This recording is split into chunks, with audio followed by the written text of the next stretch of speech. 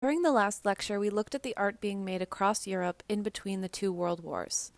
The styles of art being made in the Americas at the same time are similar in many respects, but there is a very different tone and mood to the artwork being produced. This is largely due to the different position that North and South America were in following World War I. Here are some important terms, people, and places to look out for in this lecture. In the United States, things were prosperous following the end of World War I. The war did not take place on American soil, so unlike the war-ravaged countrysides and cities in Europe, there was no rebuilding to be done. In addition, the U.S. experienced an economic boom from being on the winning side of the war.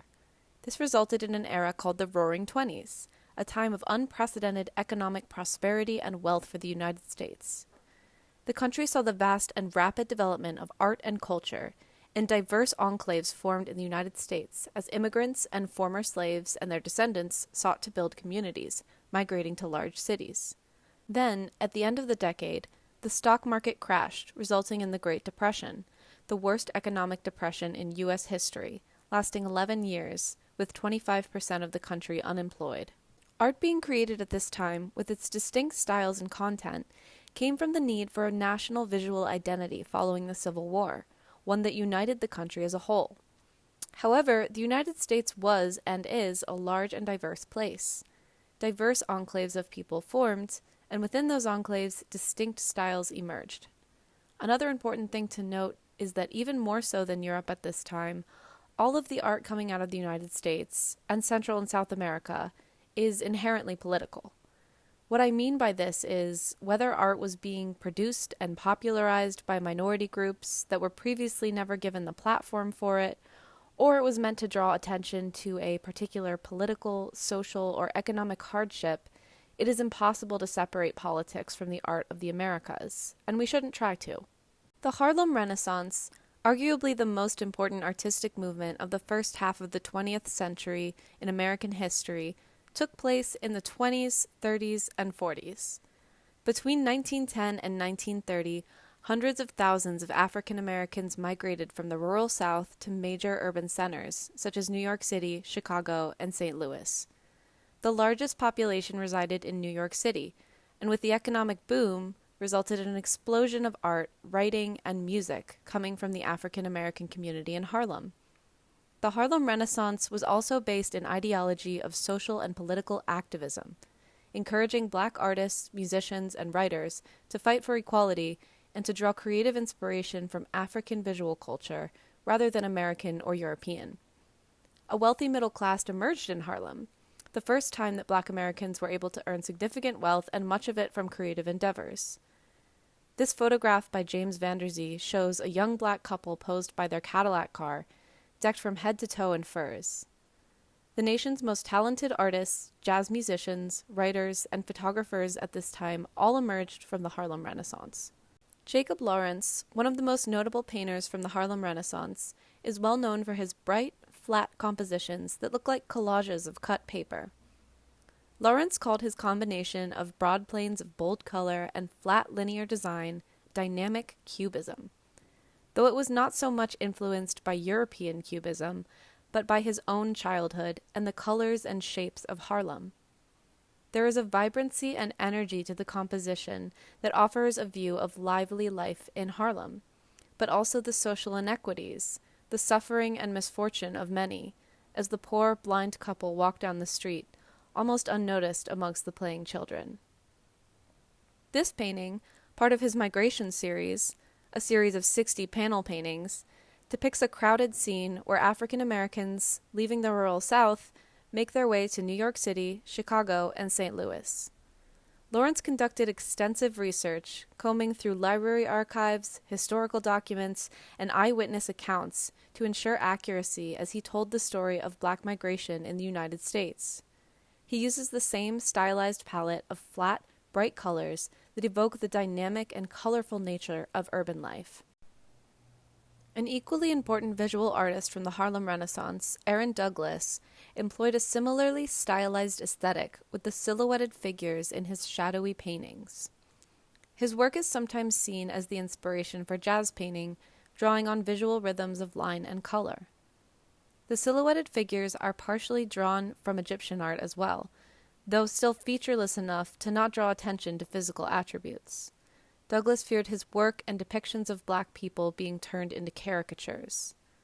This work, Let My People Go, depicts the biblical leader Moses as he kneels with the pyramids of Giza behind him.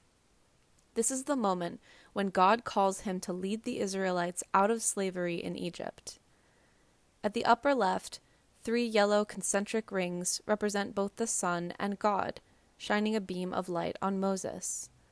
Lavender waves crest on the left over the dark silhouettes of the Pharaoh and his army, alluding to the subsequent pursuit of the fleeing Israelites and the drowning of the army in the Red Sea. His depiction expressed a long-standing African-American religious tradition that connected the oppression of the Israelites to the oppression of African Americans, as black spirituals referring to biblical stories were one of the few ways that slaves could safely express their longing for freedom. In this second painting, entitled Aspects of a Negro Life, From Slavery Through Reconstruction, Douglas has drawn on ancient traditions of the Near East by depicting multiple chronological events in a long, horizontal form or register. From right to left, the slaves celebrate the end of the Civil War and the Emancipation Proclamation. In the middle, a figure gestures to the Capitol, encouraging African Americans to exercise their newfound right to vote. And on the left, hooded KKK members, in ghostly white, remind the viewer of the challenges and threats that still remain to African Americans. Bursting with hazy color and symbols of African American history, Douglas's work is a complex and visually beautiful display of combined art historical references and new styles. Other artists drew on a variety of sources as well. In Archibald Motley's Black Belt, depicting the Bronzeville neighborhood of Chicago, which was noted for its jazz and cabaret clubs, he has painted a vibrant and colorful scene of African American life in the entertainment district of Chicago. Motley took inspiration from the realist artists, depicting black people in an unidealized, naturalistic way, and also earlier artists like Rubens, which can be seen in the very concrete physical presence of his figures. He paints the stereotype of black nightlife as a wild celebration that drew many white people to areas like the Black Belt, but this joviality is subverted by the painting's disquiet, as the isolated figures stand about or just make their way through the crowd, together but not really interacting on a deep personal level. Lois Mailou Jones chose to draw her inspiration directly from tribal African art, like Picasso and other primitivists. However, unlike the primitivists, Jones did not want to remove the aesthetics from their context. She studied the cultural and use-specific dimensions of the masks and the cultures that they came from. In this dreamy, disembodied composition, she has combined several masks, as well as a standing figure that floats in front of them. The patterns and colors evoke almost a cubist composition, but the unique, curving forms of the masks, painstakingly copied, create a swirling sense of movement. When questioned by her art teachers as to why she only drew from African aesthetics, she said, "If masters like Picasso and Matisse could use them, don't you think I should?" Meanwhile, in rural America, a group of artists called regionalists portrayed the hard reality of rural life in the United States during the Great Depression. Thanks to newfound federal funding for art, as part of the Works Progress Administration, many artists, though only for a short time, were paid by the government for their art. The Federal Art Project also helped to fund paintings and other works that emerged from the Harlem Renaissance. In addition, the Farm Security Administration paid photographers to document the hardships of farm workers during the Depression. Overall, the wave of federal funding under the FDR administration had a massive impact on art at this time. Grant Wood's American Gothic is a famous example of regionalism. The painting portrays an aging father with his unmarried daughter standing in front of their Gothic Revival farmhouse. Both are wearing old-fashioned, outdated clothing and wear grim expressions. The daughter is likely to remain unmarried with the mass exodus of men to the cities, and economic hardship awaits them. Does this style of portraiture, with its extreme detail and yet eerie, unnatural stillness, remind you of anything? Wood was inspired by and modeled his work off of the Flemish masters of the Northern Renaissance. Their influence is pretty clear in his paintings. Another American regionalist, Norman Rockwell, is well known for his depictions of middle-class American life. Though he gained more fame later on, after World War II, he started painting these depictions in the era between the wars. This painting, seen on many a postcard even today, is called Freedom from Want, and depicts a typical, white, middle-class American family enjoying a bountiful meal. Multiple generations are depicted, and everyone is smiling and happy, implying a time of peace, of plenty, and of long life, all things that Americans were desperately hoping for at the tail end of the Depression and in the midst of the violence and destruction of the Second World War. Dorothea Lange was one of the photographers that was paid by the Farm Security Administration to document rural America during the Depression. This famous photograph of a migrant worker and her children, taken in 1936, has become emblematic of the Depression-era rural America. Lange was taken by the powerful image of the struggling young mother and arranged her subjects to imitate portraits of Mary with Jesus and John the Baptist. She created a tight, close shot that conveys the very real anxiety and desperation on the mother's face, representing the tone of farmers and migrant workers all over the country. Her sad, distant gaze is haunting, and has drawn viewers to the portrait for nearly a century. Meanwhile, in Central America, Mexico and other Latin American countries were undergoing periods of great change as well. After Mexico gained its independence from Spain, it suffered under a 35-year-long dictatorship until the Mexican Revolution of 1910. Afterwards, there was a period of some instability until reformist President Álvaro Obregón began to build the country back up, supplying federal aid for artists to depict the history, life, and work of the Mexican people. Since this work was meant to serve both the public and the state, public murals were most common. The style of these was also often more naturalistic, as mandated by the government, since abstract art was considered too inaccessible and difficult to understand. Many artists saw this as an opportunity to reconnect with their indigenous roots by exploring the history of Mexico.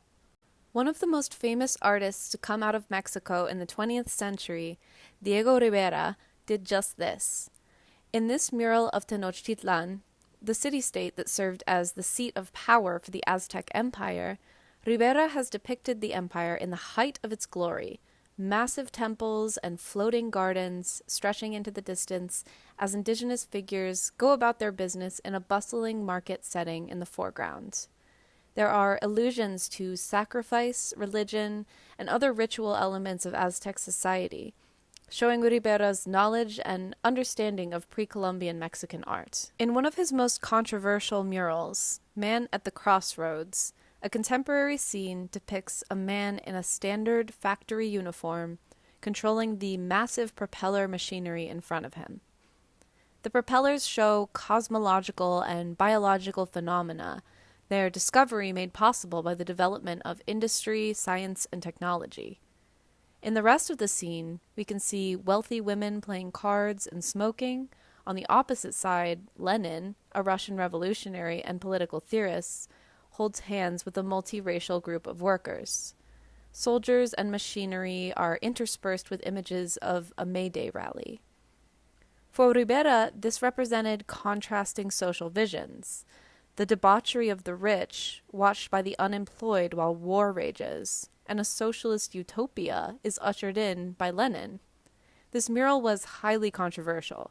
Initially meant for Rockefeller Plaza in New York City, Rivera's work was banned and destroyed, so he recreated the mural in Mexico from his sketches. Diego Rivera's wife, Frida Kahlo, was also famous in her own right. Kahlo also drew on themes of indigeneity and politics, but her work was more complex. Kahlo suffered a tragic bus accident as a young woman that left her bedridden and in constant pain for the rest of her life. Themes of her suffering, as well as her struggle with her identity as the daughter of a Mexican woman and a German man, are often evident in her work. In Self-Portrait Along the Border of Mexico and the United States, we see Kahlo standing in a pink dress, smoking a cigarette, in front of a scene divided into two parts. On the left, we can see ruins and artifacts from ancient Mexico, plants growing in the ground, and important gods of the Aztec pantheon represented by a sun and moon. On the right, we see a barren, industrialized landscape full of machinery, skyscrapers, and an American flag floating in the haze from a smokestack. Kaulo wanted to connect with her indigenous roots and the rich history of Mexico. She despised American capitalism and industry, finding it artificial and greedy. In The Two Fridas, Kaulo explores her own conflict with her identity. In her typical surrealist style, inspired by surrealists in Europe, but with her own unique visual twists, Kaulo has depicted two versions of herself. One wears the traditional dress of the indigenous Tejano peoples, the other a high-necked gown popular in Europe. The two figures are connected with a bloody vein that connects their hearts. The open bleeding hearts are a reference to Aztecs, with the tradition of cutting out the heart of sacrificial victims. Here, Kaulo is trying to represent the two sides of herself, the aspiring artist and educated woman wanting to interact with the international scene, but needing to assimilate to European culture to do so, and the indigenous Mexican side of her that loved and embraced Mexican culture and despised Western colonialism and capitalism. Like Rivera, Kaulo draws on themes of politics, indigeneity, and Mexican society, but Kaulo's art is very personal and more intimate, stylized with the dreamlike absurdity of surrealism. Other Mexican artists dabbled in a variety of styles, some in surrealism, like Siqueiros, but there was no uniting Mexican style. Visually, it tended to lean towards naturalism, but in a highly stylized fashion. Mexican artists also often drew on themes of suffering, war, and destruction. After finally gaining their independence from Spain in the 19th century, they had recently undergone a long and brutal dictatorship and a bloody revolution to overthrow it. Political themes involving social class were popular amongst other artists as well, not just Rivera and Kaulo. Showcasing the extreme contrast between the most wealthy and the poorest in society was a method often employed to draw attention to social inequality. Elsewhere in Latin America, art in the 19th century was often dominated by the European academic tradition. In Brazil, artists and thinkers celebrated their 100-year anniversary of freedom from Portugal and began to incorporate more indigenous themes into their art, which had largely been following the European avant-garde. In 1928, a poet from São Paulo wrote the Anthropophagic Manifesto, jokingly proposing a solution to Brazil's seeming dependence on European culture. He suggested that Brazilians imitate the fabled tale of how ancient Brazilians met the Portuguese invaders, by eating them.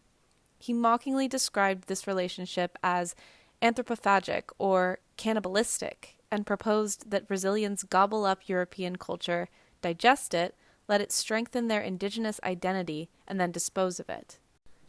Brazilian artist Tarsila do Amaral drew inspiration from this text in her paintings. Her gigantic Goliath of a figure towering over the landscape draws inspiration from early abstract sculptors like Brancusi, but she has thrown in intentionally indigenous motifs.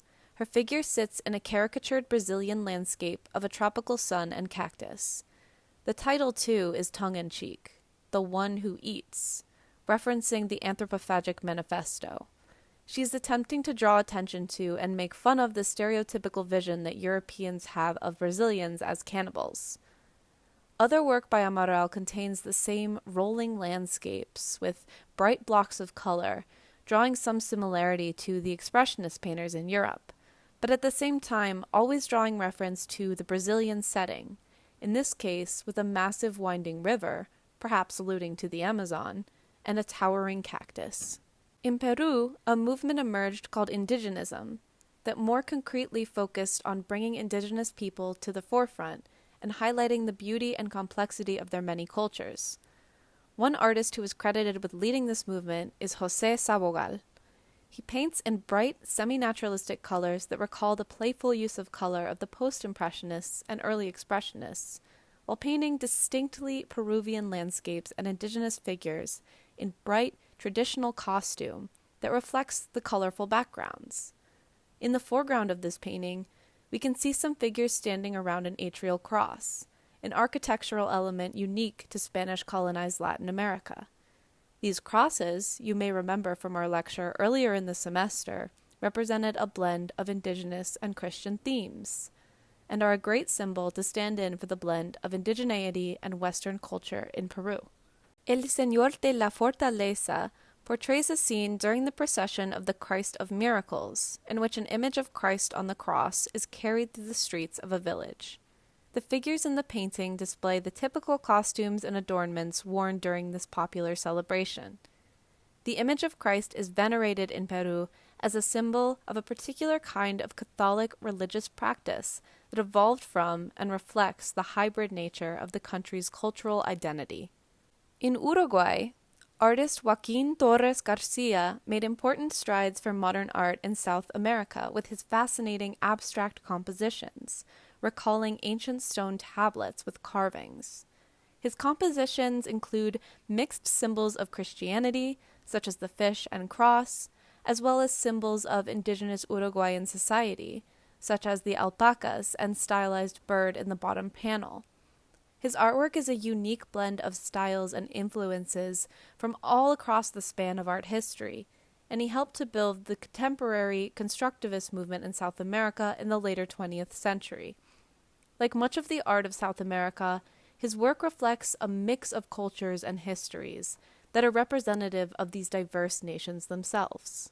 Here are some key takeaways from today's lecture to think about while you're writing your reflections. Most art at this time is inherently political. Whether that's because it's being created by marginalized people, advocating for social change, or bringing injustice and suffering to light, this is a common theme that runs throughout art between the wars in America. In that same vein, we see the growth of diverse groups in America, and with it, more art that reflects that diversity. In the case of Latin American artists and African American artists, we also see a move to embrace indigenous heritage and cultural roots. In both cases, societies uprooted and deeply disturbed by imperialism and slavery. And finally, just as we saw with the beginning of modernism in America, the art of the Americas at this time does draw inspiration from European styles, but the content is uniquely North and South American, often drawing on urban, cultural, or geographic images that set it apart from European art between the wars. Just a quick note on the unit reflection due on the 28th. Since we covered so much in this unit and so many different movements, I'd like for you to just take one movement per lecture to talk about in your reflections. So go to the Unit 7 tab on Moodle, look at the PowerPoints, and pick just one or two movements from each lecture. You still have to explain why that movement is reflective of the overall culture of visual art at the time, but you don't need to bring up every single movement that we've covered. You're welcome to talk about more if you want, or specific movements in addition to the ones that you've picked, but you don't have to.